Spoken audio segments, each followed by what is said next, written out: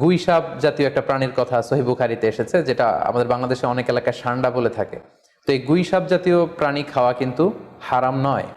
আমরা সহিহ বুখারীর বর্ণনায় জেনেছি যে আল্লাহ রাসূল সাল্লাল্লাহু আলাইহি ওয়াসাল্লামের স্ত্রী মাইমুনা রাদিয়াল্লাহু তাআলা আনহার বাসায় আল্লাহ রাসূল সাল্লাল্লাহু আলাইহি ওয়াসাল্লাম সহ অনেক সাহাবারা খেতে বসেছিলেন। সেখানে একটা প্লেটে গুইসাপকে ফ্রাই করে দেওয়া হয়েছিল। তো রাসূল সাল্লাল্লাহু আলাইহি ওয়াসাল্লাম খেয়াল না করে সাধারণ গোশত মনে করে সেখানে তিনি হাত দিচ্ছিলেন। তখন অনেক সাহাবারা, মহিলা সাহাবারা বললেন, ইয়া রাসূলুল্লাহ, এটা তো দব, এটা তো গুইসাপ।